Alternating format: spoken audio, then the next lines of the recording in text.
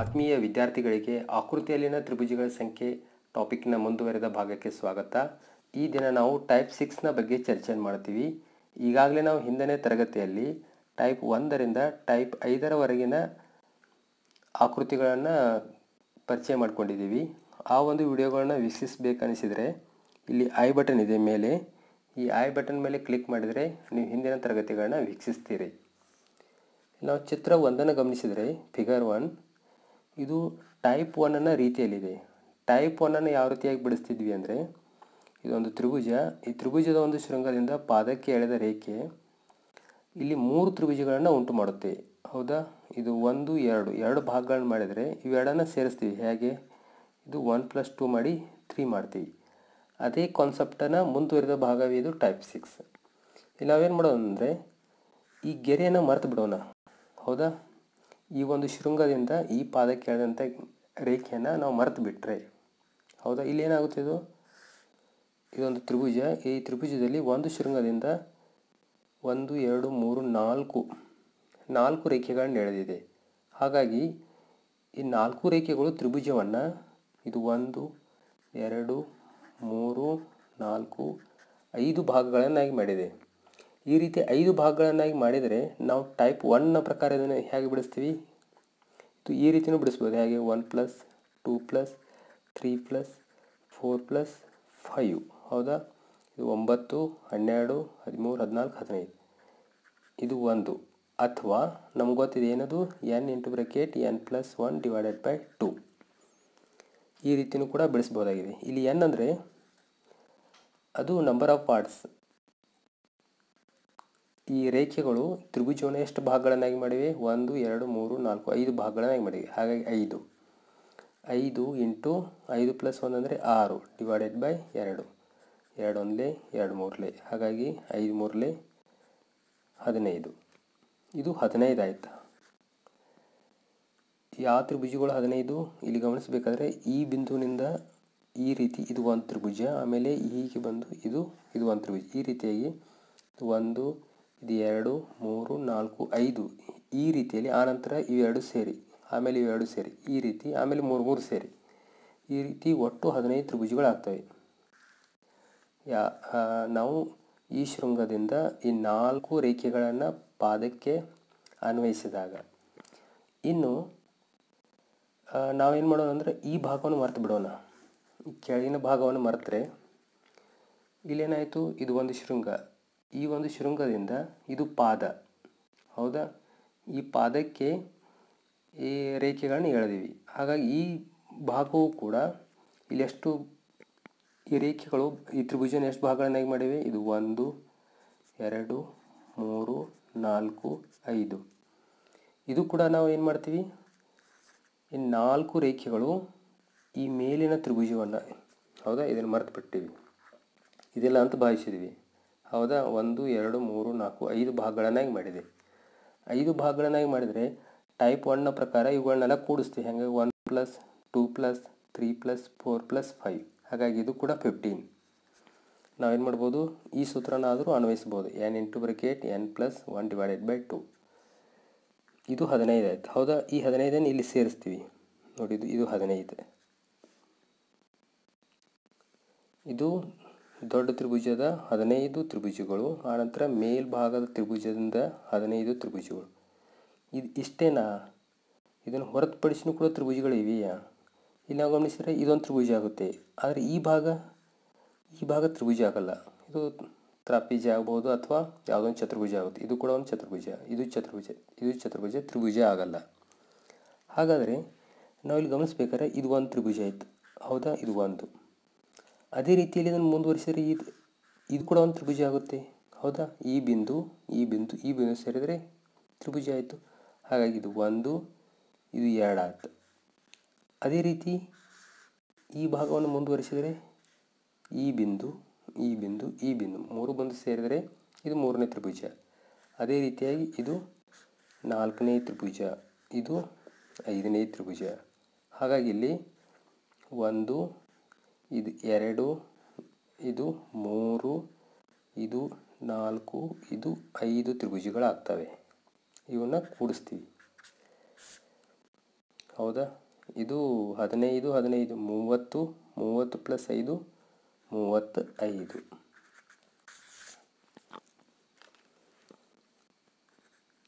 ಹಾಗಾಗಿ ಫಿಗರ್ 1 ಚಿತ್ರ 1ರಲ್ಲಿ 35 ತ್ರಿಭುಜಗಳಿವೆ. ಈ ರೀತಿಯಾಗಿ ನಾವು ಆನ್ಸರ್ ಮಾಡ್ಬೋದಾಗಿದೆ. ಇಲ್ಲಿ ಚಿತ್ರ 2 ಗಮನಿಸಿದರೆ ಸ್ವಲ್ಪ ಏನಿದೆ ಅಂದರೆ ಗೊಂದಲವನ್ನು ಉಂಟು ಮಾಡಲಿಕ್ಕೆ ಇಲ್ಲಿ ಮಧ್ಯದಲ್ಲೇ ಸಮಾಂತರ ಗೆರೆಗಳನ್ನ ಎಳೆದಿದ್ದಾರೆ. ಹೌದಾ? ಇಲ್ಲಿಯೂ ಕೂಡ ನಾವೇನು ಮಾಡ್ತೀವಿ ಅಂದರೆ ಇದು ಕೂಡ ಟೈಪ್ 1ನ ಮುಂದುವರಿದ ಭಾಗ. ಹೌದಾ? ಈ ಟೈಪ್ 1ನ್ನು ಕೂಡ ಇಲ್ಲಿ ಅನ್ವಯಿಸ್ತೀವಿ. ಇಲ್ಲಿ ನಾವು ಗಮನಿಸಬೇಕಾದ್ರೆ ಈ ಮಧ್ಯದ ಗೆರೆಗಳನ್ನೆಲ್ಲ ಮರೆತು ಬಿಡೋಣ, ಅಂದರೆ ಅವಿಲ್ಲ ಅಂತ ಹೇಳಿ ಭಾವಿಸಿಬಿಡೋಣ. ಆ ಮಧ್ಯದ ಗೆರೆಗಳು ಇಲ್ಲದೇ ಇದ್ದರೆ ಅವಾಗೇನಾಗುತ್ತೆ ನೋಡೋಣ. ಇದು 1 2 3 4 5. ಹಾಗಾಗಿ ಈ ಒಂದು ಶೃಂಗದಿಂದ ಈ ಪದಕ್ಕೆ 4 ಅಂದರೆ 1 2 3 4 ರೇಖೆಗಳನ್ನ ಎಳೆದು 5 ಭಾಗಗಳನ್ನಾಗಿ ಮಾಡಲಾಗಿದೆ. 1 2 3 4 5 ಭಾಗಗಳನ್ನಾಗಿ ಮಾಡಲಾಗಿದೆ. ಹಾಗಾಗಿ ನಾವು ಟೈಪ್ 1ನ ಸೂತ್ರವನ್ನು ಬಳಸ್ತೀವಿ ಇಲ್ಲಿ. n × n+1 / 2. ಹೌದಾ? ನೋಡೋಣ. n × n+1 / 2. n ಅಂದರೆ ಏನು? ಭಾಗಗಳ ಸಂಖ್ಯೆ. ಎಷ್ಟು ಭಾಗ ಆಗಿದೆ? 5 ಭಾಗಗಳಾಗಿದೆ. ಹಾಗಾಗಿ 5 × 5 + 1 ಅಂದರೆ 6. 5 × 6 / 2. 2 1 2 3 ಹಾಗಾಗಿ 5 3 15. ಹಾಗಾಗಿ ಈ ದೊಡ್ಡ ತ್ರಿಭುಜ ಏನಿದೆಯಲ್ಲ, ಇದರಿಂದ 15 ತ್ರಿಭುಜಗಳು ಉಂಟಾಗಿವೆ. ದೊಡ್ಡ ತ್ರಿಭುಜದಿಂದ 15 ತ್ರಿಭುಜಗಳು ಉಂಟಾಗಿವೆ. ಇಲ್ಲಿ ನಾವು ಗಮನಿಸಬೇಕಾದ್ರೆ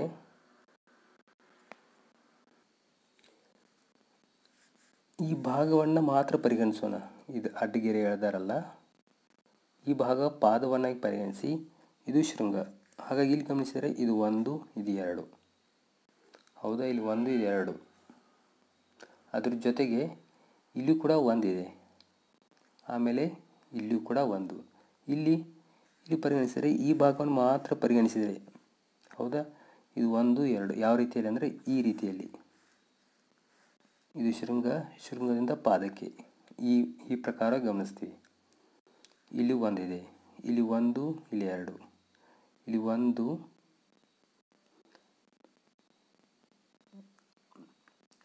ಇದು 2 ಇದು 3, ಆಮೇಲೆ ಇದು ಕೂಡ 1 1 2 3, ಇಲ್ಲಿ ಕೂಡ 1 2 3 ಈ ರೀತಿಯಲ್ಲಿದೆ. ಹಾಗಿದ್ದಾಗ ಈ 1 2ದಾಗ ಏನು ಮಾಡ್ತೀವಿ? 1 + 2 3. ಹೌದಾ? ಆ ರೀತಿ ಅಥವಾ ಈ ಸೂತ್ರನಾದರೂ ಬಳಸ್ಬೋದು ನಾವು. ಹಾಗಿದ್ರೆ ಇಲ್ಲಿಂದ ಪ್ರಾರಂಭಿಸೋಣ ಇದನ್ನು. ಇಲ್ಲಿ 1 + 2 ಅಂದರೆ 3 3 + 1. ಹಾಗಾಗಿ ಇಲ್ಲಿಂದ total number of triangles equals ಇದು 15. 15 ಎಲ್ಲಿಂದ? ಈ ದೊಡ್ಡ ತ್ರಿಭುಜ ಇದೆಯಲ್ಲ, ಈ ದೊಡ್ಡ ತ್ರಿಭುಜದಲ್ಲಿ ಇವು ಏನಿವೆಯಲ್ಲ, ಈ ಭಾಗ ಇದು ಇಲ್ಲಿಂದ ಇದು ಈ 1 ಈ ರೀತಿಯಲ್ಲಿ 5 ಭಾಗಗಳಿವೆಯಲ್ಲ, ಈ 5 ಭಾಗಗಳಿಂದ 15 ತ್ರಿಭುಜಗಳು ಉಂಟಾಗಿವೆ. ಅದ್ರ ಜೊತೆಗೆ ಇವೇನು ಮಧ್ಯದಲ್ಲಿ ಅಡ್ಡಗೆರೆಗಳನ್ನ ಎಳೆದಾರಲ್ಲ, ಇದು 1 2 1 2 ಅಂದರೆ ಈ ರೀತಿದ್ದಲ್ಲಿ 3 ತ್ರಿಭುಜಗಳಾಗ್ತವೆ. ಇಲ್ಲಿ 3 ಆಮೇಲೆ ಇದು 1, ಹಾಗಾಗಿ ಇದು 4 ತ್ರಿಭುಜಗಳು. ಅಂದರೆ ಇದು ಒಂದೇ ಸರಳ ರೇಖೆಯಲ್ಲಿವೆ. ಹಾಗಾಗಿ ನಾನು ಒಮ್ಮಿಗೆಲೇ ಬರಿತಾ ಇದ್ದೀನಿ. ಇದು 1 + 2 3 3 ಇದು 1 4. ಇಲ್ಲಿ 1 ಇದೆ, 1 ಪ್ಲಸ್ ಇಲ್ಲಿ 1 + 2 ಇಲ್ಲಿದೆ ಅಲ್ಲ, 1 2 ಭಾಗ ಇದ್ದರೆ ಅಂದರೆ ಒಂದು ಮಧ್ಯಗೆರೆಯು ತ್ರಿಭುಜವನ್ನು 3 ತ್ರಿಭುಜಗಳನ್ನ ಉಂಟು ಮಾಡ್ತದೆ. ಇದು 1 2 3 3 1 ಸೇರಿದರೆ ಇದು 4. ಇಲ್ಲಿಯೂ ಕೂಡ ಇದು 1 ಇದು 1 2 3 3 1 4. ಇನ್ನು ಈ ಭಾಗದಲ್ಲಿ ಬಂದ್ವಿ. ಇವುಗಳನ್ನೆಲ್ಲ ಸೇರಿಸ್ಬೇಕು ನಾವು. ಹೌದಾ? ಇದು 3 2 5 5 1 6 6 1 7. ಇದು ಅಂಡರ್ಸ್ಟ್ಯಾಂಡ್ ಆಗ್ತಾಯಿದೆ ಅಂತ ಅಂದ್ಕೊಂಡಿದ್ದೀನಿ. ಇಲ್ಲಿ ಕೂಡ 3 2 5 5 1 6. ಆಮೇಲೆ ಇಲ್ಲಿಯೂ ಕೂಡ 3 2 5 1 6. ಹಾಗಾಗಿ ಇವನ್ನೆಲ್ಲ ಟೋಟಲಾಗಿ ಸೇರಿಸ್ತೀವಿ ನಾವು. 15 plus 4 plus 4 plus 4 plus 7 plus 6 plus 6 ನೋಡಿದರೆ 6 4 10, ಇದು 6 4 10, ಇದು 15, ಎಷ್ಟಾಯಿತು 25 35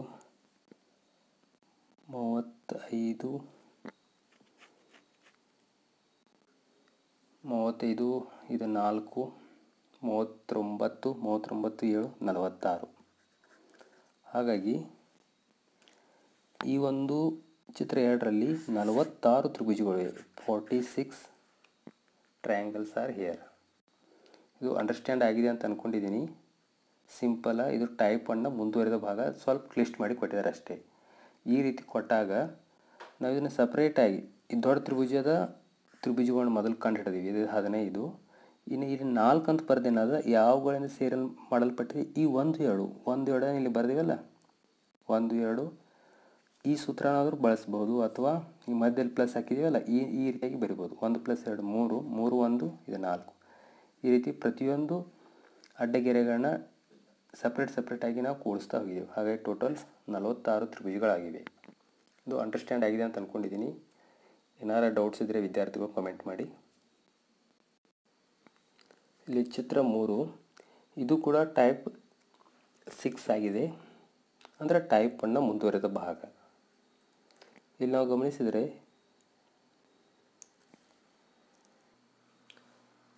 ಗಮನಿಸಿದರೆ ಇದು ಎ ಬಿ ಸಿ ಆಗಿದೆ ಅಂತ ಭಾವಿಸೋಣ. ಅದರ ಜೊತೆಗೆ ಇದು ಡಿ. ಇಲ್ಲಿ ನಾವು ಈ ಬಿ ಸಿಯನ್ನು ಪಾದವಾಗಿ ಇಟ್ಕೊಂಡು ಇದು ಈ ಶೃಂಗದಿಂದ ಡಿ ಒಂದು ರೇಖೆ ಅಂತ ಭಾವಿಸಿ ಇದು 1 ಮತ್ತು ಇದು 2 ಭಾಗ ಅಂತ ಮಾಡಿದರೆ ಆಮೇಲೆ ಒಂದು ಸ್ವಲ್ಪ ಕನ್ಫ್ಯೂಷನ್ಸ್ ಆಗ್ಲಿಕ್ಕೆ ಸಾಧ್ಯತೆ ಇದೆ, ಹೌದಾ? ಹಾಗಾಗಿ ನಾವೇನು ಮಾಡ್ತೀವಿ ಅಂದರೆ ಎ ಡಿಯನ್ನು ಪಾದವಾಗಿ ತಗೋತೀವಿ. ಎ ಡಿ ಪಾದವನ್ನಾಗಿ ಇಟ್ಕೊಳ್ತೀವಿ. ಎ ಡಿ ಪಾದವನ್ನಾಗಿ ಇಟ್ಕೊಂಡ್ರೆ ಇಲ್ಲಿ ನಾವು ಗಮನಿಸ್ಬೋದು, ಈ ಭಾಗವನ್ನು ಏನು ಮಾಡೋದು ಅಂದ್ರೆ ಫೋಕಸ್ ಮಾಡೋಣ ನಾವು. ಯಾವುದು? ಎ ಬಿ ಡಿಯನ್ನು ಇದನ್ನು ಮರ್ತು ಬಿಡೋಣ. ಯಾವುದು? ಎ ಡಿ ಸಿಯನ್ನು. ಹಾಗಿದ್ರೆ ಇಲ್ಲಿ ಏನಾಗುತ್ತೆ? ಇದು 1 ಇದು 2 3 ಭಾಗಗಳಾಗಿವೆ. ಯಾವುದು? A B D. ನೋಡಿದು ಎ ಬಿ ಡಿ. ಅವಾಗ ಏನಾಗ್ತಿತ್ತು? 1 + 2 + 3 1 + 2 + 3. ಇದೇನಿದು? ಟೈಪ್ 1ನ ವಿಧಾನದ ಪ್ರಕಾರ ಇದೆಷ್ಟಾಯಿತು? ಇದು 6, ಹೌದಾ? 3 2 5 1 6. ಅದೇ ರೀತಿ ಇಲ್ಲಿ ಎ ಸಿ ಡಿಯಲ್ಲಿ ಇಲ್ಲಿ ಕೂಡ 1 2 3 ತ್ರಿಭುಜ ಎ ಸಿ ಡಿಯಲ್ಲಿ ಕೂಡ 1 + 2 + 3 = 6. ಹಾಗಾದರೆ ಇದಿಷ್ಟೇನಾ? ಇದಿಷ್ಟೇ ಆಗಲಿಕ್ಕೆ ಸಾಧ್ಯ ಇಲ್ಲ, ಹೌದಾ? ಇಲ್ಲಿ ನಾವು ಗಮನಿಸಿದರೆ ಈ ತ್ರಿಭುಜ ಈ ಬಿಂದುವನ್ನು ಪರಿಗಣಿಸಿ, ಈ ಬಿಂದು ಪಿ ಮತ್ತು ಸಿ, ಹೌದಾ? ಇದು ಯಾವುದೋ ಒಂದು ಬಿಂದು, ಹೆಸರು ಕೊಟ್ಬಿಡೋಣ. ಇದು ಎನ್ ಬಿ ಸಿ ಈ ಒಂದು ತ್ರಿಭುಜ ನೋಡ್ರಿ. ಇದು ಎನ್ ಬಿ ಸಿ ಇದು ಒಂದು ತ್ರಿಭುಜ, ಹೌದಾ? 1. ಅದೇ ರೀತಿಯಲ್ಲಿ ಎಮ್ ಬಿ ಸಿ ಇದು ಕೂಡ 1. ಅದೇ ರೀತಿಯಲ್ಲಿ ಎ ಬಿ ಸಿ ಸಿಯನ್ನು ನಾವು ಇಲ್ಲಿ ಎಲ್ಲೂ ಪರಿಗಣಿಸಿಲ್ಲ, ಹೌದಾ? ಇದು ಎ ಬಿ ಡಿ ಇದೆ. ಎ ಬಿ ಡಿ ಅಂದರೆ ಈ ಭಾಗ ಎ ಬಿ ಡಿ.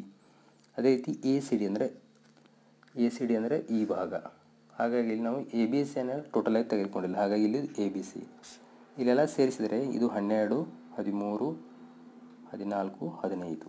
ಇದು ಭಾಳಷ್ಟು ಸಿಂಪಲ್ ಆಗಿದೆ. ಹಾಗಾಗಿ ಚಿತ್ರ 5ರಲ್ಲಿ 15 ತ್ರಿಭುಜಗಳಿವೆ. ಇದು ಆನ್ಸರ್. ಹಾಗಾದರೆ ವಿದ್ಯಾರ್ಥಿಗಳು ಒಂದು 10 ಸೆಕೆಂಡ್ನಲ್ಲಿ ಇದಕ್ಕೆ ಆನ್ಸರ್ ಮಾಡಿ ನೋಡೋಣ. 4ನೇ ಚಿತ್ರಕ್ಕೆ. ಈ ಚಿತ್ರ 4 ಕೂಡ ಏನಾಗಿದೆ ಅಂದರೆ ಟೈಪ್ 1ನ ಪ್ರಕಾರ ನಾವು ಬಿಡಿಸ್ಬೋದಾಗಿದೆ, ಹೌದಾ? ನಮಗೆ ಟೈಪ್ 1 ಅಂದರೆ ನೆನಪಿಗೆ ಬರಬೇಕು, ಒಂದು ತ್ರಿಭುಜ, ಇದು ಶೃಂಗದಿಂದ ನಾವು ಎಷ್ಟು ಗೆರೆಗಳನ್ನ ಎಳಿತೀವಲ್ಲ ಅದು ಎಷ್ಟು ಭಾಗಗಳನ್ನಾಗಿ ಮಾಡ್ತೇವೆ. ಇದು 1 ಭಾಗ, ಇದು 2 ಭಾಗ, 3, ಅವುಗಳನ್ನೆಲ್ಲ ಕೂಡಿಸ್ಬೇಕು.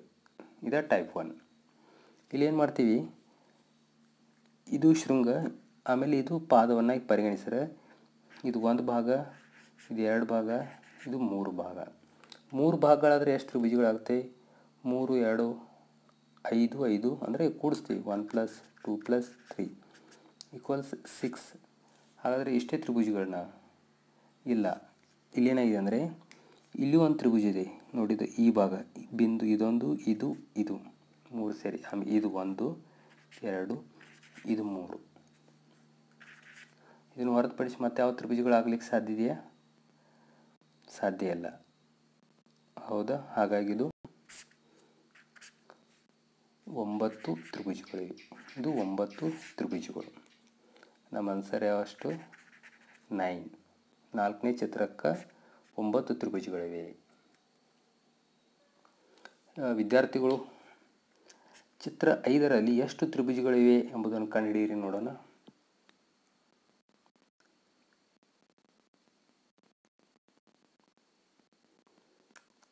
ಈಗಾಗಲೇ ನಾವು ಟೈಪ್ 1 ಮತ್ತು ಟೈಪ್ 6 ಏನು ಪರಿಗಣಿಸಿದ್ದೀವಿ ಇಲ್ಲ, ಅವುಗಳನ್ನು ಅನುಪಾಲನೆ ಮಾಡ್ಕೊಂಡು ಹೋದರೆ ನಾವು ಸಿಂಪಲ್ಲಾಗಿ ಬಿಡಿಸ್ಬೋದಾಗಿದೆ.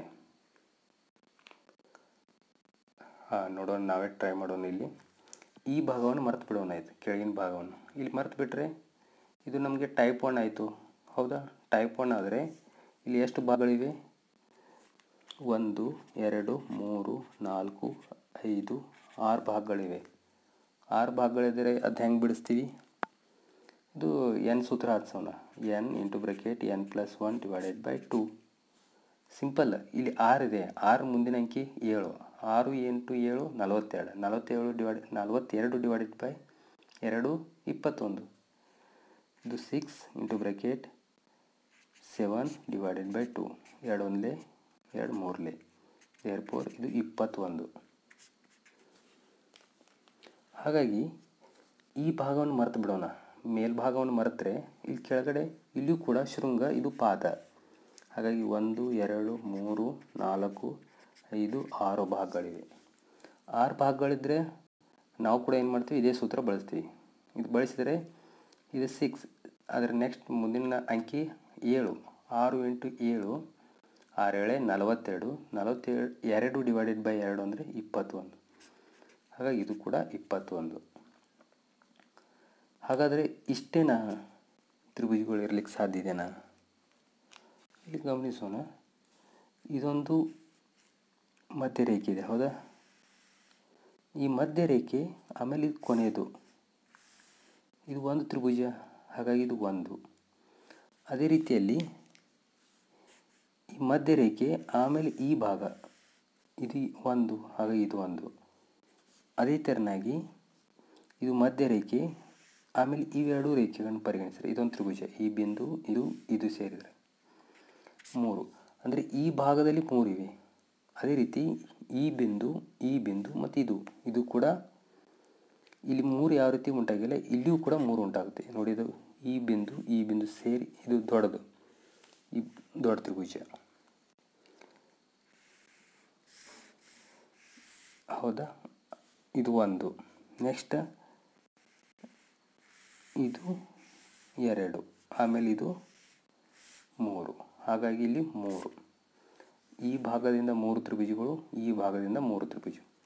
ನಾವು ಗಮನಿಸಿದರೆ 21, ಈ ಮೇಲ್ಭಾಗದಿಂದ 21, ಕೆಳಭಾಗದಿಂದ 21, ಆಮೇಲೆ 3. ಇದೆಷ್ಟು? 42 43 44 45 46 47 48. ಹಾಗಾಗಿ 48 ತ್ರಿಭುಜಗಳಿವೆ. ಯಾವುದು? ಚಿತ್ರ 5ರಲ್ಲಿ 48 ತ್ರಿಭುಜಗಳಿವೆ. ಹಾಗಿದ್ರೆ ಚಿತ್ರ 6ರಲ್ಲಿ ಎಷ್ಟು ತ್ರಿಭುಜಗಳಿವೆ? ಇದು ಸಿಂಪಲ್. ಇದೇ ತತ್ವವನ್ನು ಆಧರಿಸಿ ಬಿಡಿಸಬಹುದಾಗಿದೆ. ಇಲ್ಲಿ ನಾವು ಗಮನಿಸಿದರೆ ಈ ಕೆಳಭಾಗವನ್ನು ಮರೆತು ಬಿಡೋಣ ನಾವು, ಅಂದರೆ ನೆಗ್ಲೆಕ್ಟ್ ಮಾಡೋಣ. ಇಲ್ಲಿ ಮಾಡಿದರೆ ಇದು 1 2 3 4 5 6. ಅಂದರೆ ಇದು ನಾವು ಟೈಪ್ 1 ಪ್ರಕಾರ ಬಿಡಿಸ್ಬೋದಾಗಿದೆ, ಅದನ್ನು ಅನ್ವಯ ಮಾಡಿಕೊಂಡು. ಇಲ್ಲಿ ಮಾಡಿದರೆ 6 ಇದ್ದರೆ ನಾವು ಇಲ್ಲಿ ಬಿಡಿಸಿದ್ದೀವಿ. 6 7 42 / 2. 42 / 2 ಅಂದರೆ ಅದು 21. ಇಲ್ಲಿ 21 ತ್ರಿಭುಜಗಳಿವೆ. ಸಿಂಪಲ್. ಈ ಮೇಲ್ಭಾಗವನ್ನು, ಅಂದರೆ ಈ ಭಾಗವನ್ನು ಮರೆತು ಬಿಡೋಣ. ಈಗ ಕಾಣಿಸ್ತಿದೆಯಲ್ಲ ಇಷ್ಟು ಮರೆತು ಈ ಕೆಳಗಿಂದ ಮರೆತು ಬಿಟ್ಟರೆ ಇಲ್ಲಿಯೂ ಕೂಡ ತ್ರಿಭುಜಗಳು ಉಂಟಾಗಿವೆ. ಇದು 1 2 3 4. ಹಾಗಾಗಿ ಇದನ್ನೇ ಮಾಡ್ಬೋದು ನಾವು 4 × 5 ಡಿವೈಡೆಡ್ ಬೈ 2. 2 1 2 2. ಹಾಗಾಗಿ 10. ಇಲ್ಲಿ ಎಷ್ಟು 10 ತ್ರಿಭುಜಗಳು ಉಂಟಾಗಿವೆ. ಅದೇ ಪ್ರಕಾರ ಇಲ್ಲಿ ಎಷ್ಟಿದೆ 1 2. 1 2 ಅಂದರೆ 2 × 3 ಡಿವೈಡೆಡ್ ಬೈ 2. 2 3 6. 6 ಡಿವೈಡೆಡ್ ಬೈ 2 ಅಂದರೆ 3. ಹಾಗಾಗಿ 3. ಇವನ್ನೆಲ್ಲ ಸೇರಿಸ್ತೀವಿ. ಎಷ್ಟು ಟೋಟಲ 21 + 10 + 3. 21 ಈ ಭಾಗದಿಂದ, ಆನಂತರ 10 ಈ ಭಾಗದಿಂದ, ಆಮೇಲೆ 3 ಈ ಭಾಗದಿಂದ. ಟೋಟಲ್ ಇದು 34. ಆನ್ಸರ್ 6ನೇ ಚಿತ್ರದಿಂದ 34 ತ್ರಿಭುಜಗಳನ್ನ ನಾವು ರಚನೆ ಮಾಡ್ಬೋದು, ಅಥವಾ 34 ತ್ರಿಭುಜಗಳಿವೆ. ನಾವು ಚಿತ್ರ 7 ಗಮನಿಸಿದರೆ ಇಲ್ಲಿ ಕೂಡ ಕನ್ಫ್ಯೂಷನ್ಸ್ ಜಾಸ್ತಿ ಆಗೋ ಸಾಧ್ಯತೆ ಇದೆ. ಹಾಗಾಗಿ ಏನು ಮಾಡೋಣ, ಇವುಗಳ ಎಡನ್ನು ಮರೆತು ಬಿಡೋಣ. ಹೌದಾ, ನೆಗ್ಲೆಕ್ಟ್ ಮಾಡಿದರೆ ಇದು ನೇಮಿಂಗ್ ಮಾಡ್ತೀನಿ A B C. ನಾವು ABC ತ್ರಿಭುಜವನ್ನು ಮಾತ್ರ ಪರಿಗಣಿಸಿ, ಇಲ್ಲಿ ನಾವು AD ರೇಖೆಯನ್ನು ಮಾತ್ರ ಪರಿಗಣಿಸೋಣ. ಅವಾಗೇನಾಗುತ್ತೆ, ಅವಾಗಿದು 2 ಭಾಗಗಳಾಗುತ್ತೆ. ಹಾಗಾಗಿ ತ್ರಿಭುಜ ABC ಇಂದ ಇದು 1 + 2. ಹೌದಾ, 1 + 2 ಅಂದರೆ 3. ಅಥವಾ ನಾವು ಸೂತ್ರ ಬಳಸ್ಬೋದು, ಯಾವುದು n × n + 1 ಡಿವೈಡೆಡ್ ಬೈ 2. ಅವಾಗೂ ಕೂಡ ಇಷ್ಟೇ, ಆದರೆ 2. ಇದು 2ರ ಮುಂದಿನ ಅಂಕಿ 3. 2 3 6. 6 ಡಿವೈಡೆಡ್ ಬೈ 2 ಅಂದರೆ 3. ಇದು ಓಕೆ ಆಯಿತು. ಈ ABC ಯಲ್ಲಿ 3 ತ್ರಿಭುಜಗಳು ಅಂದರೆ ಯಾವುದು? ಇದು ABD 1 ತ್ರಿಭುಜ, ADC 1 ತ್ರಿಭುಜ 2 ಆದವು. ಇನ್ನು ABC 3 ತ್ರಿಭುಜಗಳಿವು. ಇದ್ರ ಜೊತೆಗೆ ನಾವು ಇದಕ್ಕೆ O ಅಂತ ಮೆನ್ಷನ್ ಮಾಡ್ತೀನಿ. ಇಲ್ಲಿ AOB 1 ತ್ರಿಭುಜ, ಹೌದಾ, ತ್ರಿಭುಜ AOB. ಅಲ್ಲಿಯೂ ಕೂಡ ಏನಾಗುತ್ತೆ ಅಂದರೆ ಇದು ಪಾದ ಆಗುತ್ತೆ. ಹೌದಾ, ಇದಕ್ಕೆ S ಅಂತ ನೇಮಿಂಗ್ ಮಾಡೋಣ. ಇದನ್ನು P. ಹಾಂ, ಇಲ್ಲಿ ನಾವು ಇದು OS ಏನಾಗಿದೆ, ಒಂದು ರೇಖೆ. ಇದು AB ಪಾದ. ಹಾಗಾಗಿ ಇಲ್ಲೂ ಕೂಡ ಏನಾಗಿದೆ ಅಂದರೆ 1 ಮತ್ತು 2 ಭಾಗಗಳಾಗಿವೆ. 1 2 ಭಾಗಗಳಾಗಿವೆ. ಹೌದಾ, ಅದ್ರ ಜೊತೆಗೆ ಇಲ್ಲಿ ನಾವೇನು ಮಾಡ್ಬೋದಾಗಿದೆ ಅಂದರೆ, ಇಲ್ಲಿ 1 ಮತ್ತು 2 ಭಾಗಗಳಾಗಿದ್ದರೆ ಕೂಡ, ಹಾಂ, ಇಲ್ಲಿ 1 2 ಭಾಗ ಆದರೆ ಇಲ್ಲಿ ಕೂಡ 3 ತ್ರಿಭುಜಗಳಾಗುತ್ತವೆ. ಹೌದಾ, ಅದೇ ರೀತಿಯಲ್ಲಿ AOC ತ್ರಿಭುಜ, AOCಯಲ್ಲಿ ಇಲ್ಲಿ ನೋಡಿ ಗಮನಿಸಿದರೆ AOC ಇದು ಈ ತ್ರಿಭುಜ AOCಯಲ್ಲಿ ಇಲ್ಲಿ ಕೂಡ ಇದು 1 ಇದು 2. ಹಾಗೆ ಇಲ್ಲಿ ಕೂಡ 3 ಭಾಗಗಳು. ಅದೇ ರೀತಿಯಲ್ಲಿ BOC ತ್ರಿಭುಜ, BOCಯಲ್ಲಿ ಕೂಡ 3 ತ್ರಿಭುಜಗಳಿವೆ. ಇಷ್ಟೇ ತ್ರಿಭುಜನ ಇದನ್ನು ಹೊರತುಪಡಿಸಿ ಮತ್ತೆ ಏನಾದರೂ ತ್ರಿಭುಜಗಳಿವೆಯಾ? ನಾವು ತ್ರಿಭುಜ ABCಯಲ್ಲಿ ಗಮನಿಸೋದಾದರೆ ABCಯಲ್ಲಿ, ಈ ತ್ರಿಭುಜ ABCಯಲ್ಲಿ ನಾವು AC ಪಾದ ಇಟ್ಕೊಂಡ್ರೆ, ಹೌದಾ, ನಾವು ಇದನ್ನ BC ಪಾದ ಇಟ್ಕೊಂಡಿವಿ. ಇದು BC ಪಾದ. ಒಂದು ವೇಳೆ ನಾವು ACಯನ್ನು ಪಾದಾಗಿ ಇಟ್ಕೊಂಡ್ರೆ, AC ಪಾದವಾಗಿ ಇಟ್ಕೊಂಡ್ರೆ, ಇಲ್ಲಿ BP ಒಂದು ಮಧ್ಯ ಒಂದು ಸರಳ ರೇಖೆ. ಹೌದಾ, ಇಲ್ಲಿ ಏನಾಗುತ್ತೆ ಅಂದರೆ ಇದು ABP ನೋಡಿ, ಇದು ABP, ಆನಂತರ PBC ಯಾವುದು ಈ ಭಾಗ. ಅದೇ ರೀತಿಯಾಗಿ ಈ ಭಾಗ ಇಲ್ಲಿ ಕೂಡ 1 ಮತ್ತು 2 ಭಾಗ ಆಗುತ್ತೆ. ಇಲ್ಲಿ 3 ಅಂತ ಬರೆಯಲ್ಲ, ಇಲ್ಲಿ 2 ಅಂತ ಬರಿತೀವಿ ನಾವು. ಹೌದಾ, ಇದು 2. ಯಾಕಂದರೆ ಇದರಾಗ ಒಂದು ಭಾಗ ಇದರಲ್ಲಿ ABC ತ್ರಿಭುಜದಲ್ಲಿ ಬಂದಿದೆ. ಯಾವುದು ದೊಡ್ಡ ತ್ರಿಭುಜ ABC ಅನ್ನೋದು. ನೋಡಿ, ಇದು ABP 1, PBC 2, ಆನಂತರ AB C 3. ಆದರೆ ABCಯನ್ನು ನಾವು ಇಲ್ಲಿ ಇದರ ಕನ್ಸಿಡರ್ ಮಾಡಿದ್ದೀವಿ. ಹಾಗಾಗಿ ಇಲ್ಲಿ ನಾವು 2 ತೆಗೆದುಕೊಳ್ತೀವಿ. ನೆಕ್ಸ್ಟ್ AB ಪಾದ. AB ಪಾದದಲ್ಲಿ ಕೂಡ AB ಪಾದಾಗಿ ಇಟ್ಕೊಂಡ್ರೆ ಇಲ್ಲಿ SC ಏನಾಗುತ್ತೆ, ಶೃಂಗದಿಂದ ಎಳೆದ ರೇಖೆ. ಇಲ್ಲಿ ಕೂಡ ಏನು ಮಾಡುತ್ತೆ ಅಂದರೆ A C S 1, B C S 2, ನಂತರ ಎ ಸಿ ಬಿ 3 ಆಗುತ್ತೆ. ಆದರೆ ನಾವು ಎ ಸಿ ಬಿ ಅನ್ನು ಇದರಲ್ಲಿ ಇನ್ಕ್ಲೂಡ್ ಮಾಡಿದ್ದೀವಿ, ಹಾಗಾಗಿ ಇಲ್ಲಿ ಕೂಡ ನಾವು 2 ತಿಳ್ಕೊಳ್ತೀವಿ. ಯಾವುದು ಎ ಸಿ ಎಸ್, ಆನಂತರ ಎಸ್ ಸಿ ಬಿ, ಇದರಲ್ಲಿ 2 ಇನ್ಕ್ಲೂಡ್. ನಾವು ಇದನ್ನೆಲ್ಲ ಟೋಟಲ್ ಮಾಡ್ತೀವಿ. ಎಷ್ಟು? 3 4 12, 12 4 16.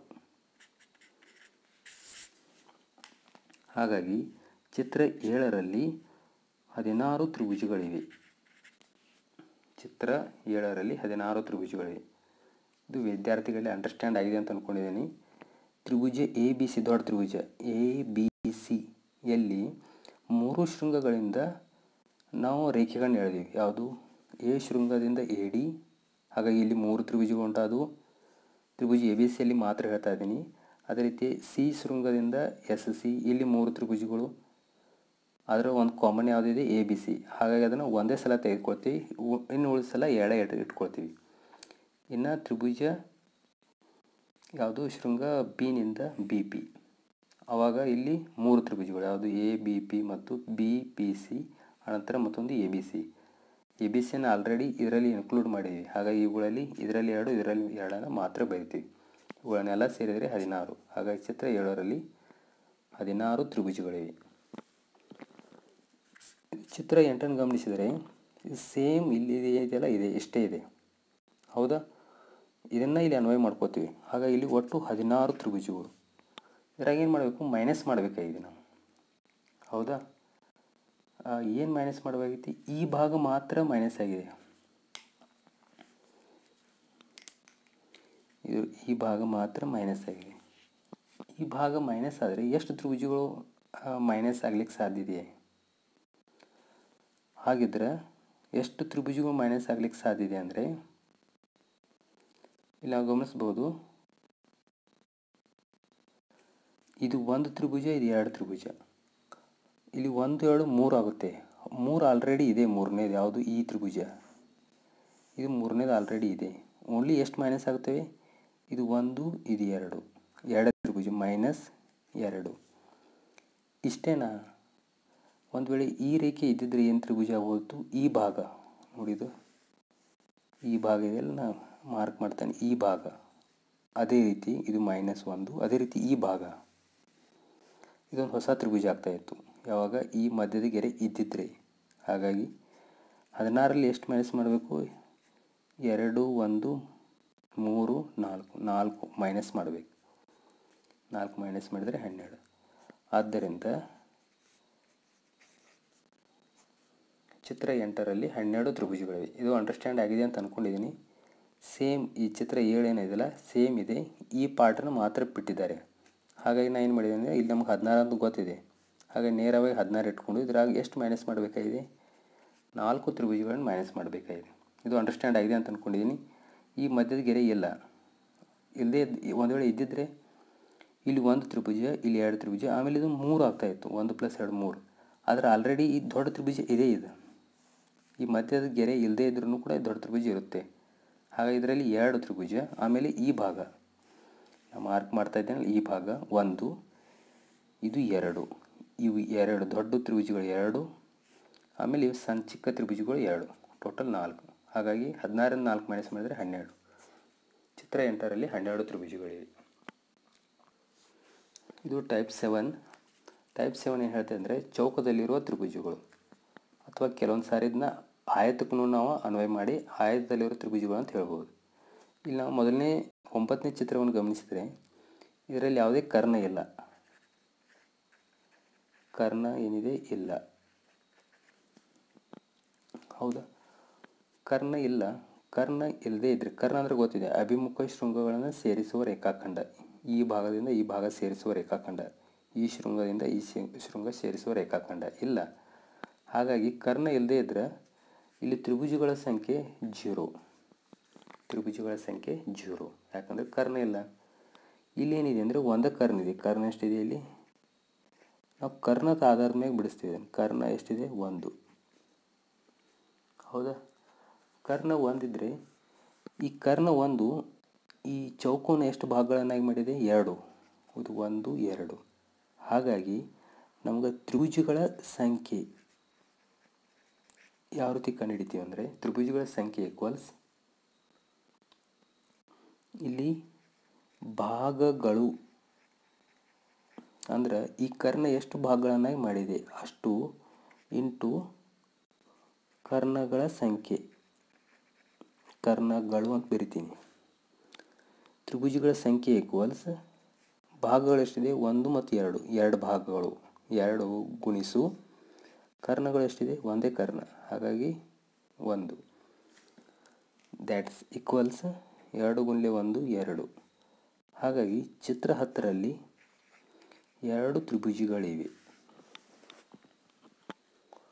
ಹಾಗಾದರೆ ವಿದ್ಯಾರ್ಥಿಗಳು 11, 12 ಮತ್ತು 13 ಆನ್ಸರ್ ಮಾಡಿ ನೋಡೋಣ.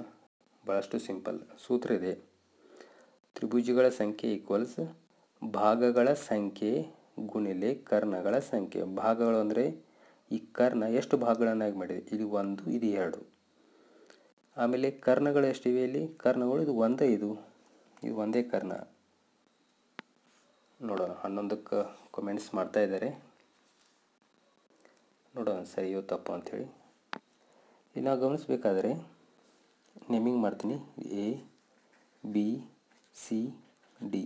ಹಾಗಾಗಿ ಇಲ್ಲಿ AC ಒಂದು ಕರ್ಣ, ಅದೇ ರೀತಿ BD ಒಂದು ಕರ್ಣ. ಇದಕ್ಕೆ XY ಅಂತ ಕರಿತೀನಿ. XY ಕರ್ಣ ಅಲ್ಲ, ಯಾಕಂದರೆ ಅಭಿಮುಖ ಶೃಂಗಗಳನ್ನು ಸೇರಿಸಿಲ್ಲ ಅದು. ಹೌದಾ, ಅಭಿಮುಖ ಶೃಂಗಗಳನ್ನ ಸೇರಿಸಿಲ್ಲ, ಹಾಗಾಗಿ ಇದು XY ಕರ್ಣ ಅಲ್ಲ. AC ಮತ್ತು BD ಮಾತ್ರ ಕರ್ಣ, ಯಾಕಂದರೆ ಅದು ಅಭಿಮುಖ ಶೃಂಗಗಳನ್ನು ಸೇರಿಸಿದೆ. ಹಾಗಾಗಿ ಇಲ್ಲಿ ಕರ್ಣಗಳ ಸಂಖ್ಯೆ 2. ಕರ್ಣಗಳ ಸಂಖ್ಯೆ ಎಷ್ಟು, ಕರ್ಣಗಳ ಸಂಖ್ಯೆ 2. ಇನ್ನು ಭಾಗಗಳನ್ನು ನೋಡೋಣ. ಇದು 1 2 3 4 5 6, 6 ಭಾಗಗಳಿವೆ. ಹಾಗಾಗಿ 6 × 2 ಇದು 12. ಈ ರೀತಿಯಾಗಿ ಸೇಮ್ ಇಲ್ಲಿ ಕೂಡ ಏನು ಮಾಡ್ತೀವಿ, ಅದೇ ಟ್ರಿಕ್ಸನ್ನು ಫಾಲೋ ಮಾಡ್ತೀವಿ. ಭಾಗಗಳು 1 2 3 4 5 6 7 8 ಸಿಂಪಲ್. ಭಾಗಗಳ ಸಂಖ್ಯೆ ಸೂತ್ರ ತ್ರಿಭುಜಗಳ ಸಂಖ್ಯೆ ಈಕ್ವಲ್ಸ್ 8 × ಕರ್ಣಗಳು ಎಷ್ಟಿವೆ, ಇದು 1 ಕರ್ಣ, ಇದು 2 ಕರ್ಣ. ಆಯತ ಅಥವಾ ಚೌಕದಲ್ಲಿ, ಒಂದು ಆಯತ ಅಥವಾ ಒಂದು ಚೌಕದಲ್ಲಿ 2 ಕರ್ಣಗಳು ಇರಲಿಕ್ಕೆ ಸಾಧ್ಯ ಇದೆ ಮ್ಯಾಕ್ಸಿಮಮ್. ಹಾಗಾಗಿ 8 × 2 16 ಸಿಂಪಲ್. 12ರ ಆನ್ಸರ್ 16. ಇನ್ನು ಇದಕ್ಕೆ ಆನ್ಸರನ್ನು ನೀವೇ ಮಾಡ್ತೀರ ಅಂತ ಅಂದ್ಕೊಂಡಿದ್ದೀನಿ. ನೋಡಿ ಮಾಡೋಣ. 1 2 3 4 5 6 7 8 9 10 11 12 13 14.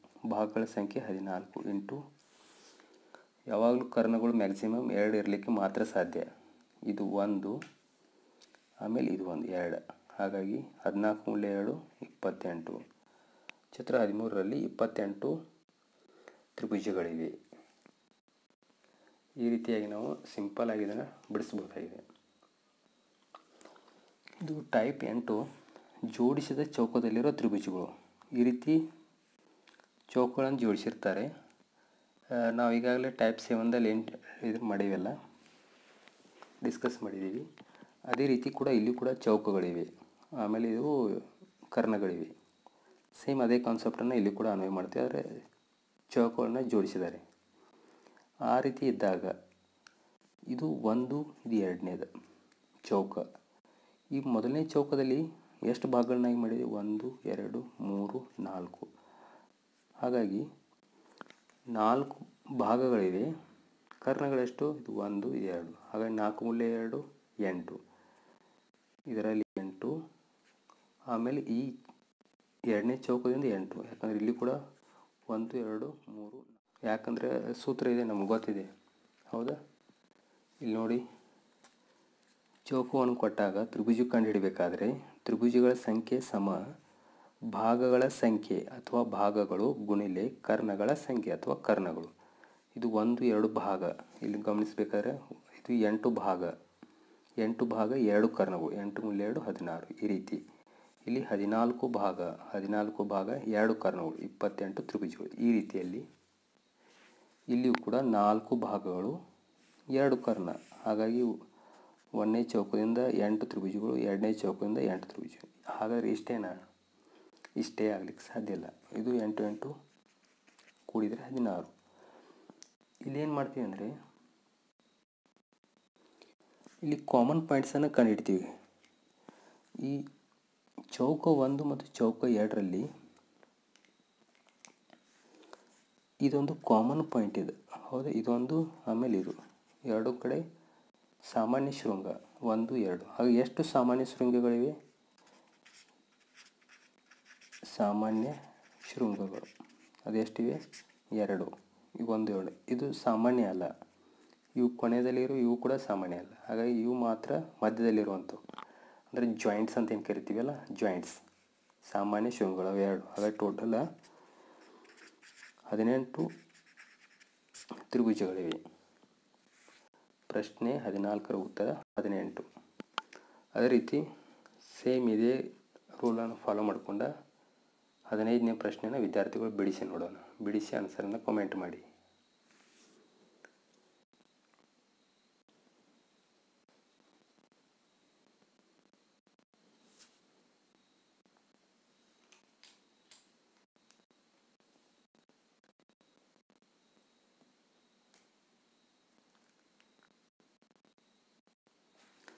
ಸಿಂಪಲ್ ಆಗಿದೆ.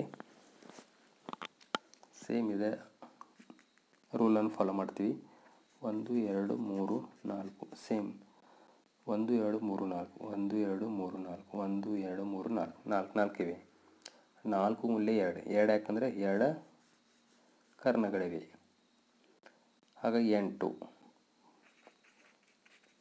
ಹಾಗೆ ಎಷ್ಟಿವೆ? 1 2 3 4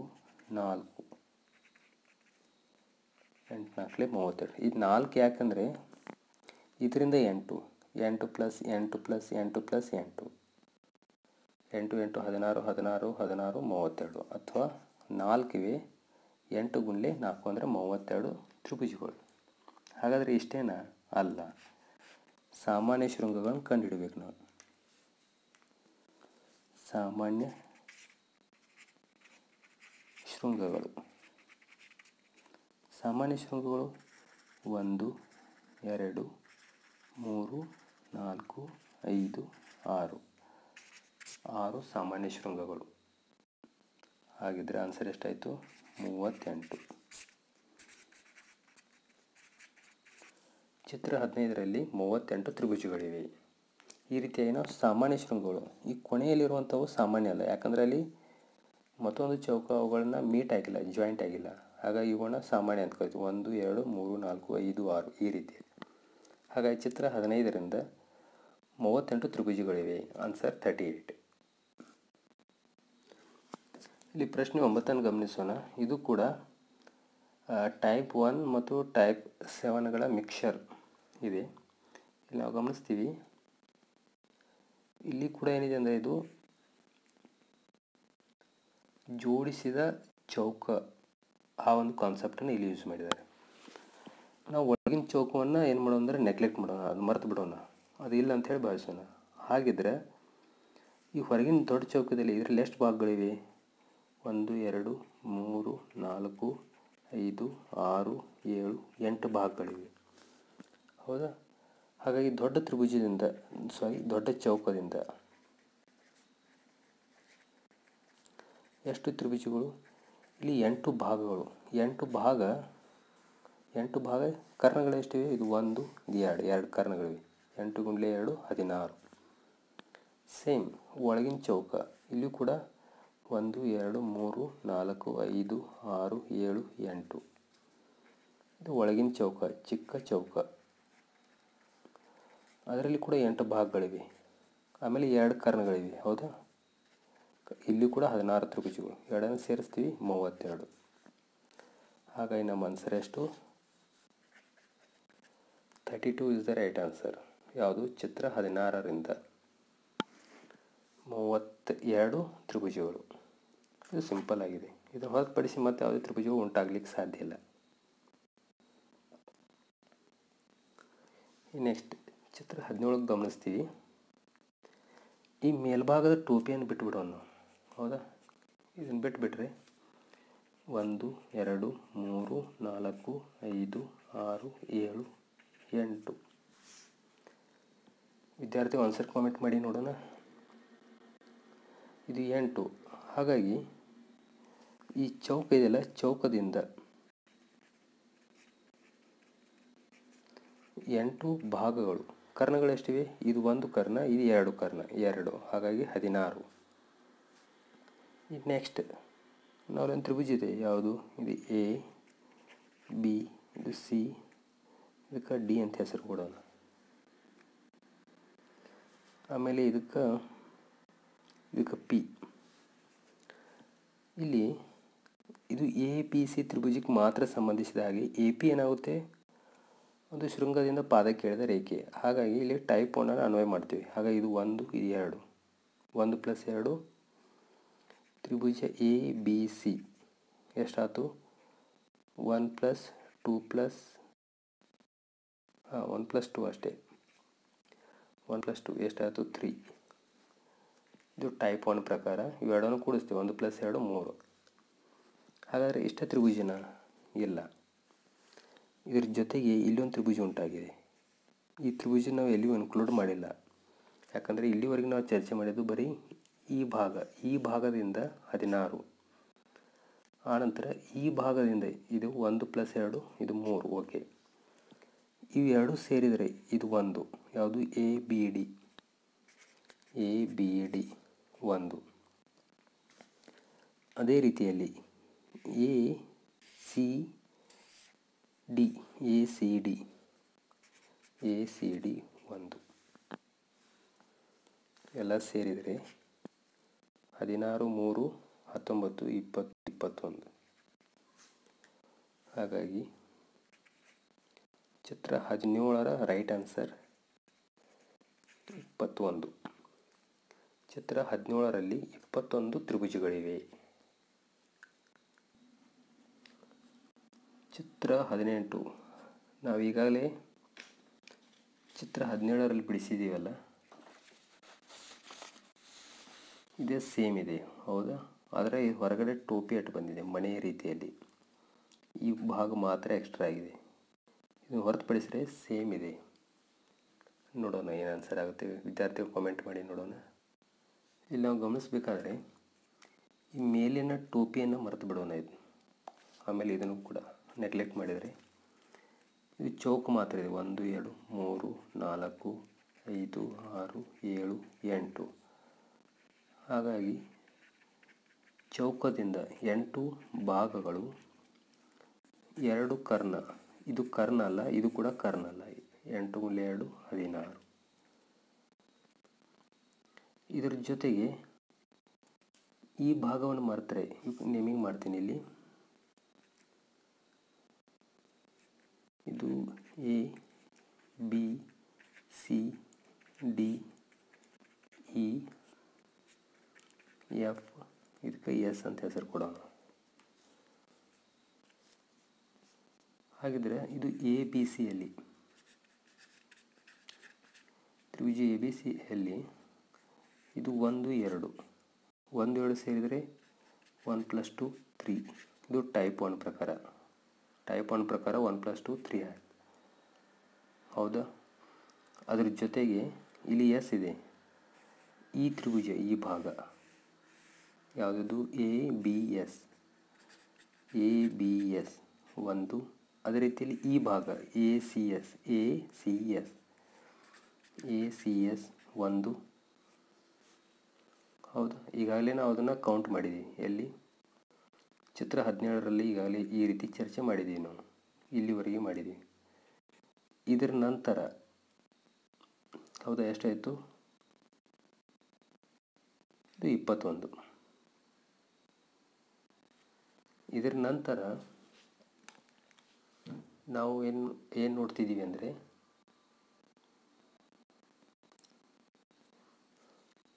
ಈ ಭಾಗ.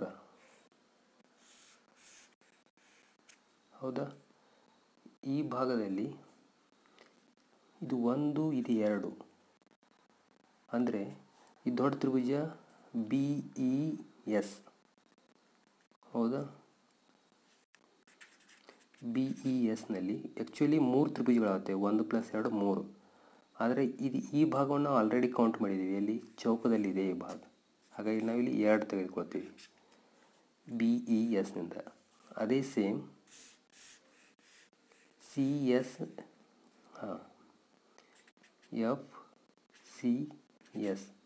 FCSನಿಂದ 2. ಇಲ್ಲಿ 1 + 2 3 ಆಗ್ತವೆ. ಆದರೆ ಈ ದೊಡ್ಡ ತ್ರಿಭುಜ ಮತ್ತು ಈ ತ್ರಿಭುಜ ಮಾತ್ರ ಪರಿಗಣಿಸ್ತೀವಿ. ಇದನ್ನು ಈಗಾಗಲೇ ಇನ್ಕ್ಲೂಡ್ ಆಗಿದೆ 16ರಲ್ಲಿ. ಇದರ ನೆಕ್ಸ್ಟ್ ಏನು ಮಾಡ್ತೀವಿ ಅಂದರೆ, ಇಲ್ಲಿ ಗಮನಿಸ್ಬೋದು ಅಂದರೆ ASE ಇದು ಕೂಡ 1 ನೋಡಿ, ದೊಡ್ಡ ತ್ರಿಭುಜ ASE. ಅದೇ ರೀತಿಯಲ್ಲಿ ASF ಇದು 1. ಹೌದಾ? ಇನ್ನೆಲ್ಲ ಗಮನಿಸಿದ ನಂತರ ಪೂರ್ತಿ ದೊಡ್ಡ ತ್ರಿಭುಜ AEF ನಾವೇನು ಗಮನಿಸ್ತೀವಲ್ಲ, AE ದೊಡ್ಡ ಟೋಪಿ AEF ಇದು 1. ಇದನ್ನೆಲ್ಲ ಸೇರಿದರೆ 19, 20, 21, 22, 23, 24, 25, 26, 27, 28. ಹಾಗಾಗಿ ಚಿತ್ರ 18ರಿಂದ ಆನ್ಸರ್ ಎಷ್ಟು? 28.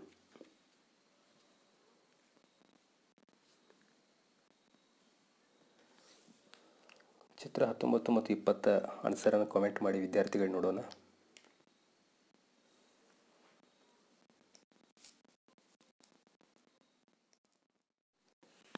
ವಿದ್ಯಾರ್ಥಿಗಳು 19 ಮತ್ತು 20ಕ್ಕೆ ಆನ್ಸರ್ ಮಾಡ್ತಿದ್ದಾರೆ ಅಂತ ಅಂದ್ಕೊಂಡಿದ್ದೀನಿ. ಈಗಾಗಲೇ ನಾವು 17ನೇ ಪ್ರಶ್ನೆಯಲ್ಲಿ ಇದನ್ನು ಗಮನಿಸಿದ್ದೀವಿ. ಚಿತ್ರ 17ರಲ್ಲಿ ನೋಡೋಣ, ಸಿಂಪಲ್ ಆಗಿದೆ. ಕೆಲವರು ಆನ್ಸರ್ ಕನ್ಫ್ಯೂಸ್ ಮಾಡಿಕೊಂಡು ಕಮೆಂಟ್ಸ್ ಮಾಡ್ತಾ ಇದ್ದಾರೆ. ಇಲ್ಲ ಗಮನಿಸಿದರೆ 3 ಚೌಕಗಳಿವೆ. ಇದು 1, 2, 3. 3ರಲ್ಲಿ ಇವು ಎಷ್ಟು ಭಾಗಗಳಾಗಿವೆ? 1, 2, 3, 4. ಹಾಗಾಗಿ 4 ಇವೆ. ಇಲ್ಲಿ 4, ಇಲ್ಲಿ 4, ಇಲ್ಲಿ 4. ಹಾಗಾಗಿ ಪ್ರತಿಯೊಂದರಿಂದ ಎಷ್ಟಿದೆ? 8. ಇಲ್ಲಿ 8 ಅಂದರೆ ಇದು 4 × 2 ನಮಗೆ ಗೊತ್ತಿದೆ. 4 ಭಾಗ 2 ಕರ್ಣ. ಇದು 1 ಕರ್ಣ, ಇದು 2 ಕರ್ಣ. ಹಾಗೆ ಇಲ್ಲಿ 4 ಅಂದರೆ 8. 4 × 8. ಇಲ್ಲಿ ಕೂಡ 8. ಹಾಗಾದರೆ ಇಷ್ಟೇ ತ್ರಿಭುಜಗಳನ್ನು ಇದರ ಜೊತೆಗೆ ನಾವು ಶೃಂಗಗಳನ್ನು ಕೌಂಟ್ ಮಾಡಬೇಕಂತ ಹೇಳಿ 1 ಮತ್ತು 2 ಚೌಕದಿಂದ ಇದು ಇಲ್ಲಿ 2 ಏನಿದು ಜಾಯಿಂಟ್ಸ್ ಅಥವಾ ಕಾಮನ್ ಪಾಯಿಂಟ್. ಇಲ್ಲಿ 2, ಅದಾದ ನಂತರ ಇದು 2 ಬರಿತೀನಿ 2.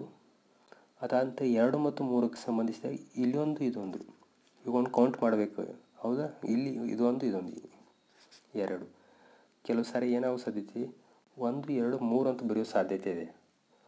ವಿದ್ಯಾರ್ಥಿಗಳು ಗಮನಿಸಬೇಕು. 1 ಮತ್ತು 2 ಚೌಕದಲ್ಲಿ 1 ಮತ್ತು 2 ಕಾಮನ್ ಪಾಯಿಂಟ್ಸ್. ಆಮೇಲೆ 2 ಮತ್ತು 3 ಚೌಕದಲ್ಲಿ 1, 2 ಕಾಮನ್ ಪಾಯಿಂಟ್ಸ್, ಜಾಯಿಂಟ್ಸ್. ಕೆಲವು ಸಾರಿ ಇವುಗಳನ್ನ ಎಣಿಸಿ 1, 2, 3 ಅಂತ ಬರೀಬಾರ್ದು. ಇದ್ರ ಜೊತೆಗೆ ಇನ್ನೊಂದು ತ್ರಿಭುಜ ಆಗಲಿಕ್ಕೆ ಸಾಧ್ಯ. ಈ ರೀತಿ ಇದು ಎಲ್ ಶೇಪ್ನಲ್ಲಿದ್ದಾಗ ಇಲ್ಲೊಂದು ದೊಡ್ಡ ತ್ರಿಭುಜ ಉಂಟಾಗುತ್ತೆ. ಇದು ನಾನು ಪಿಂಕ್ ಕಲರ್ನಿಂದ ಮಾರ್ಕ್ ಮಾಡಿದ್ನಲ್ಲ, ಇದು ABC ದೊಡ್ಡ ತ್ರಿಭುಜ. ಇದನ್ನು ಕೂಡ ಕೌಂಟ್ ಮಾಡಬೇಕು. ಇವನ್ನೆಲ್ಲ ಸೇರಿದರೆ ಇದು 4 8 3 24. ಹೌದಾ?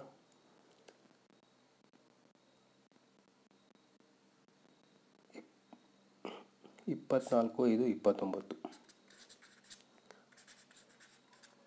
ಹಾಗಾಗಿ ಕ್ವೆಶ್ಚನ್ ನಂಬರ್ 19 ಸರಿಯಾದ ಉತ್ತರ 29. ಅದೇ ರೀತಿಯಲ್ಲಿ ಇದನ್ನು ಕೂಡ ಸಾಲ್ವ್ ಮಾಡ್ತೀನಿ.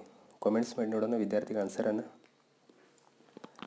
ಇದು 1, 2, 3, ಇದು 4. ಹಾಗಾಗಿ 1, 2, 3, 4.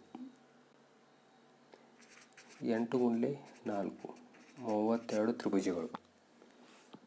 ಯಾಕಂದರೆ 1 2 3 4. ಹಾಗಾಗಿ ಈ ಒಂದನೇ ಚೌಕದಿಂದ 8 ತ್ರಿಭುಜಗಳು. ಯಾಕಂದರೆ 4 ಭಾಗಗಳು ನಮಗೆ ಗೊತ್ತಿದೆ. 4 ಭಾಗ ಇದ್ದರೆ ಅವುಗಳನ್ನು 2 ಕರ್ಣಗಳಿಂದ ಗುಣಿಸಬೇಕು. 8 ಇಲ್ಲಿ 8, ಇದು 8, ಇದು 8, ಇದು 8, 4 8ಗಳು. 8 ಗುಂಡ್ಲೆ 4 32. ಈ ನೆಕ್ಸ್ಟ್ ಜಾಯಿಂಟ್ಸ್ಗಳನ್ನ ಎನಿಸ್ಬೇಕು. 1 ಮತ್ತು 2ರಿಂದ ಇವು 2, 2 ಮತ್ತು 3ರಿಂದ ಇವು 2, ಆಮೇಲೆ 2 ಮತ್ತು 4ಕ್ಕೆ ಜಾಯಿಂಟ್ಸ್ ಇವೆ. 1 2 6 ಜಾಯಿಂಟ್ಸ್.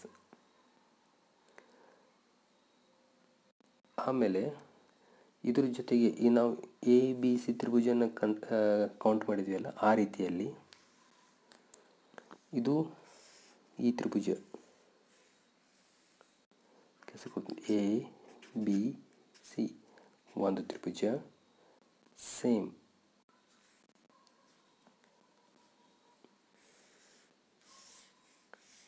ಇದಕ್ಕೆ XYZ ಇದು ಒಂದು ತ್ರಿಭುಜ. ಇನ್ನು ನೆಕ್ಸ್ಟ್ ಕೆಲವು ವಿದ್ಯಾರ್ಥಿಗಳು ಕನ್ಫ್ಯೂಸ್ ಮಾಡ್ಕೊಂಡಿರ್ತಾರೆ. ಇಲ್ಲಿ ಏನಿದೆ A, ಇದಕ್ಕೆ S, ASX ಅದು ಒಂದು ತ್ರಿಭುಜ. ASX ಇದನ್ನು ಕೂಡ ಕೌಂಟ್ ಮಾಡಬೇಕು. ಹಾಗಾಗಿ ಟೋಟಲ್ 32 33 34 35 36 37 38 39 40 41. ಹಾಗಾಗಿ 41 ತ್ರಿಭುಜಗಳಿವೆ. ಚಿತ್ರ 20ರಲ್ಲಿ 41 ತ್ರಿಭುಜಗಳಿವೆ. ಯಾರು ಆನ್ಸರ್ ಸರಿಯಾಗಿ ಕಾಮೆಂಟ್ ಮಾಡಿದ್ದಾರೆ ಅವ್ರಿಗೆ ಧನ್ಯವಾದಗಳು. ವಿದ್ಯಾರ್ಥಿಗಳು ಇಲ್ಲಿವರೆಗೆ ನಮ್ಮ ಕ್ಲಾಸಿಗೆ ಜಾಯ್ನ್ ಆದ್ರಿ. ನಾವು ಇನ್ನಷ್ಟು ವಿಡಿಯೋಗಳನ್ನು ನಾಳಿನ ತರಗತಿಯಲ್ಲಿ ಇನ್ನಷ್ಟು ಹೆಚ್ಚಿನ ಪ್ರಶ್ನೆಗಳನ್ನ ಸಾಲ್ವ್ ಮಾಡೋಕ್ಕೆ ಟ್ರೈ ಮಾಡೋಣ. Thank you very much. ಇಲ್ಲಿಯವರೆಗೂ ನಮ್ಮ ತರಗತಿಗೆ ಜಾಯ್ನ್ ಆದಂಥ ಮತ್ತು NTSC ಮತ್ತು NMMS ಪರೀಕ್ಷೆಯನ್ನು ಬರೆಯುವಂಥ ವಿದ್ಯಾರ್ಥಿಗಳಿಗೆ ಪರೀಕ್ಷೆಗೆ ಶುಭವಾಗಲಿ. ಇನ್ನಷ್ಟು ಹೆಚ್ಚಿನ ಮಾಹಿತಿಯೊಂದಿಗೆ ಮತ್ತಷ್ಟು ವಿಡಿಯೋಗಳೊಂದಿಗೆ ನಾವು ಮುಂದಿನ ತರಗತಿಗಳಲ್ಲಿ ಭೇಟಿಯಾಗೋಣ. ವಿಡಿಯೋವನ್ನು ವೀಕ್ಷಿಸಿದಂಥ ವಿದ್ಯಾರ್ಥಿಗಳಿಗೆ ಧನ್ಯವಾದಗಳು. Thank you so much. Have a nice day.